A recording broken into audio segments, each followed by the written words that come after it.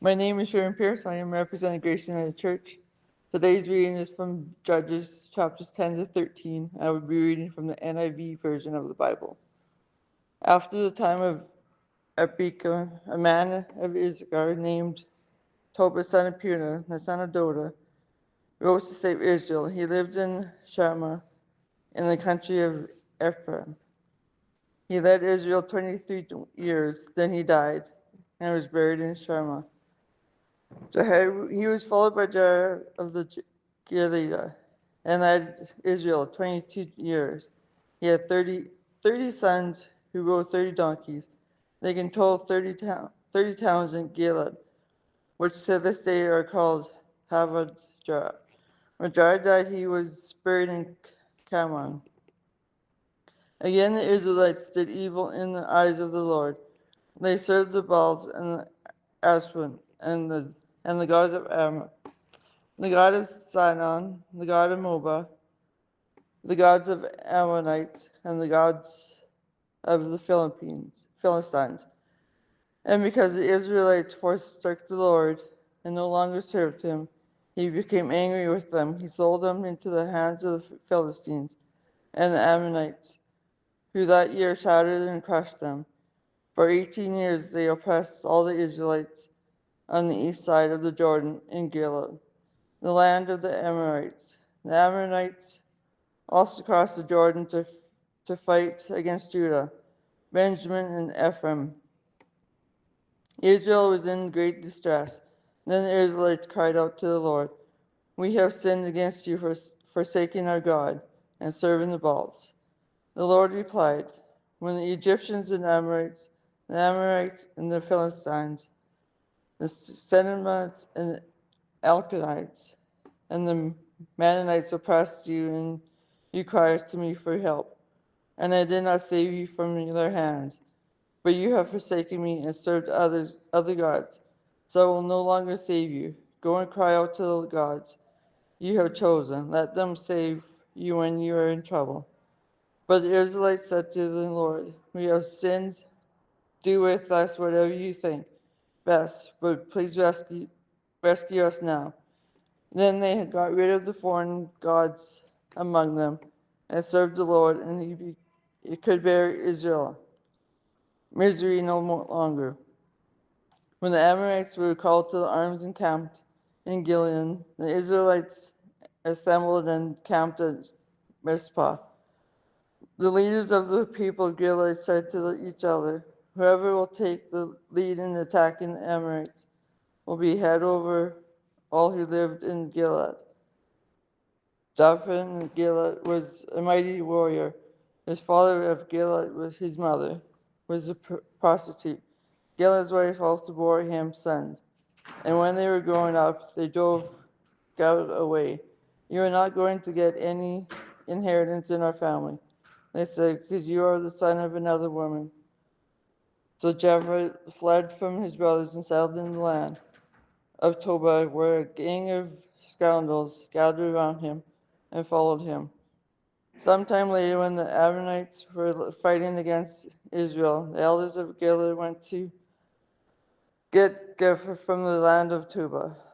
"Come," and they said, "be our commander, so you can fight the Amorites." Jephthah said to them, "Didn't you hate me and drive me from my father's house? Why do you come to me now, when you're in trouble?" The elders of Gilead said to him, "Nevertheless, we are turning to you now. Come with us to fight with the Ammonites, and you will be head over all of us who lived in Gilead." Jephthah answered, "Suppose you take me back to fight the Ammonites, and the Lord gives them to me. Will I be ready to be your head?" The elders of Gilead replied, "The Lord is our witness. We will certainly do as you say." So Jephthah went to the elders of Gilead, and the people made him head and commander over them. And he repeated all his words before the Lord of Mizpah. So Jephthah sent messengers to the Ammonites king with the question, "What do you have against me that you have attacked my country?" The king of Ammonites answered Jephthah, Messenger, when Israel came out of Egypt, they took away my land from the Aaron to the Jebba, all the way to the Jordan. Now give it back peacefully. Jephthah sent back messengers to the Ammonite king, saying, This is what Jephthah said. Israel did not take the land of Moab or the land of the Ammonites, but when they came out of Egypt, Israel went through the wilderness to the Red Sea and on to Kasha. Then Israel sent messengers to the king of Ammon, saying, Give us permission to go through your country. But the king of Ammon would not listen. They sent also to the king of Moab, and he refused, so Israel stayed at Kasha. Next they traveled through the wilderness, skirted the land of Ammon and Moab, passed along the eastern side of the country of Moab, and camped on the other side of the Aaron. They did not enter the territory of Moab or the Aaron was its border. Then Israel sent messengers to Sennacherib, king of the Ammonites, who ruled in Heshbon, and said to him, Let us pass through your country to our own place. Solomon, however, did not trust Israel to pass through his territory. He mustered all his troops and encamped in Jabba and fought with Israel. Then the Lord, the God of Israel, gave Solomon and his whole army into Israel's hand, and he defeated them. Israel took over all the land in the Amorites who lived in that country, capturing all of it from Aaron to the Jabba and from the desert to the Jordan.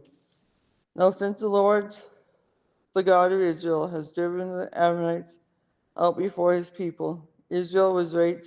Have you taken it over? Will you not take what your God, Kashmir, gives you?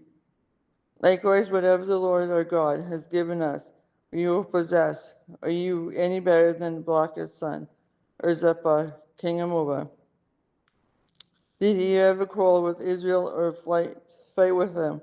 For 300 years, Israel occupied Ishpa, the surrounding settlement, and all the towns along the Aaron. We did not retake them during that time. I have not wronged you, but you are doing me wrong by waging war against me. Let the Lord, the judge, decide the dispute, this day between the Israelites and Ammonites. The king of Ammon, however, paid no attention to the message Jephthah sent to him. Then the Spirit of the Lord came on Jephthah. He crossed Gilead and Massa, passed through Massa of Gilead, and from there he advanced against the Ammonites. And Jephthah made a vow to the Lord, If you give the Ammonites into my hands, whenever comes out of the door of my house to meet me when I return in triumph from the Ammonites, will the Lord's and then was sacrificed as a burnt offering. Then Jephthah went over to the fight, the Ammonites and the Lord gave them into his hands.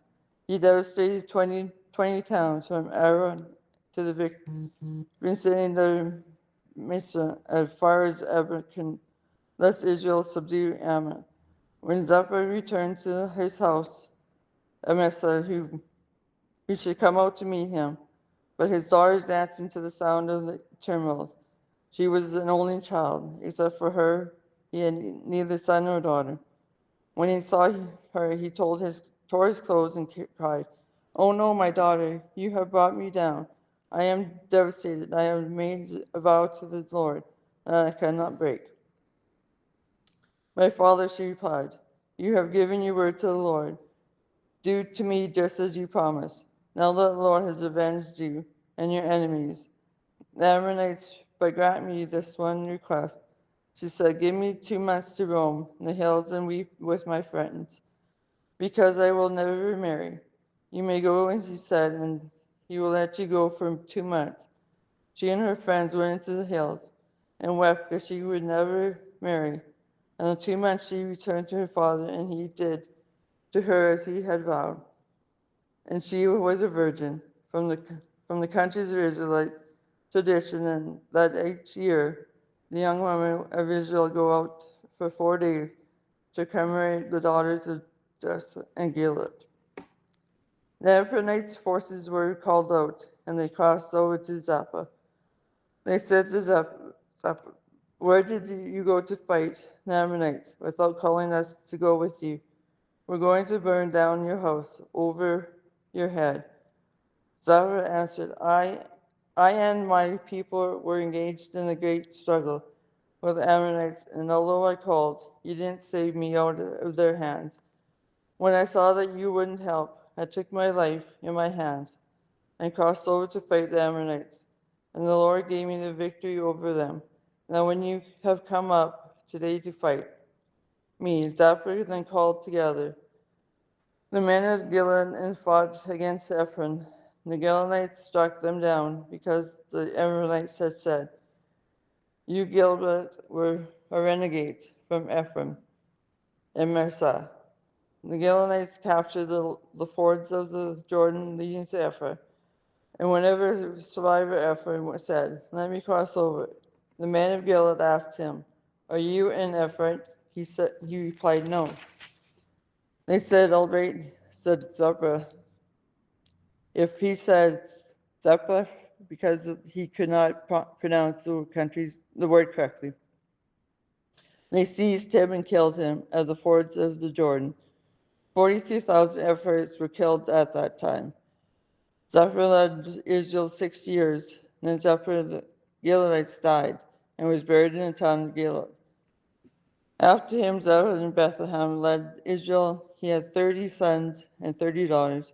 He gave his daughters away in marriage to those outside his clan. And for his sons, he brought in 30 young women as wives from outside his clan. Asa led Israel 7 years. Then Isabel died and was buried in Bethlehem. After him, Elon the Zebulite led Israel 10 years, and Elon died and was buried in the land of Zebulun. After him, Absalom, son of Ahillam from Bethlehem, led Israel. He had 40 sons and 30 grandsons who rode on 70 donkeys. He led Israel 8 years. Then Abram, son of Hill, died and was buried at Bethlehem in Israel, in the hills of the Achalim. Again, the Israelites did evil in the eyes of the Lord. The Lord delivered them into the hands of the Philistines for 40 years. A certain man of Zorah named Moab, from the clan of the Danites, and a wife who was childless, unable to give birth. The angel of the Lord appeared to her and said, "You are barren and childless, but you are going to become pregnant and give birth to a son. Now see to that you drink the wine or other fermented drinks, and that you do not eat anything unclean. You will become pregnant and have a son whose name is never to be touched by razor, because the boy is a Nazarite, dedicated to God from the womb. He will take the lead in delivering Israel from the hands of the Philistines." Then the woman went to her husband and told him, "A man of God come to me. He looked like an angel of God, very awesome. I didn't ask him when he came from, and he didn't tell me his name. But he said to me, 'You will become pregnant and have a son. Now then drink no wine and none of the fermented drinks, and do not eat anything unclean, because the boy will be of God from the womb until the day of his death.'" Then Moab prayed to the Lord, "Pardon your servant, Lord.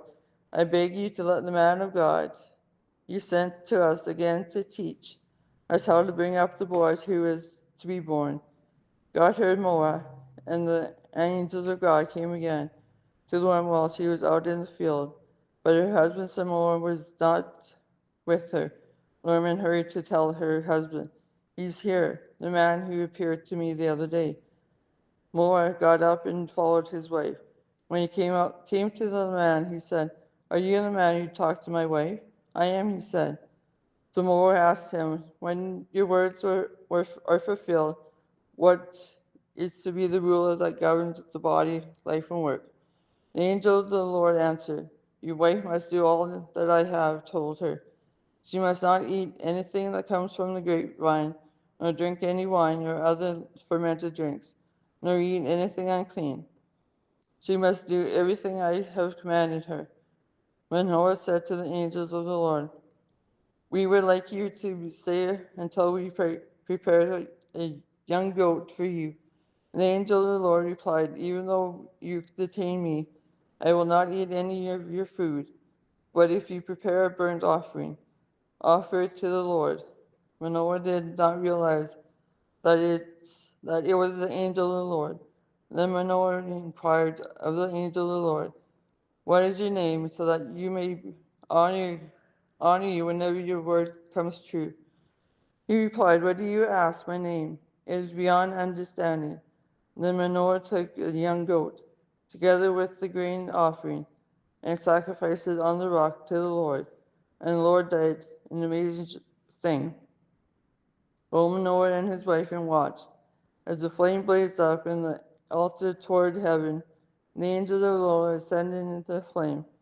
Seeing this, Manoah and his wife fell with their faces to the ground. When the angel of the Lord did not show himself again to Manoah and his wife, Manoah realized that it was an angel of the Lord. We are doomed to die, he said to his wife. We have seen God. But his wife answered, if the Lord had meant to kill us, he would not have to accept a burnt offering and a grain offering from our hands, nor showing us all these things or now told us this. The woman gave birth to a boy and named him Samson. He grew, and the Lord blessed him, and the Spirit of the Lord began to stir him while he was in Mahad, then between Zorah and Estaol.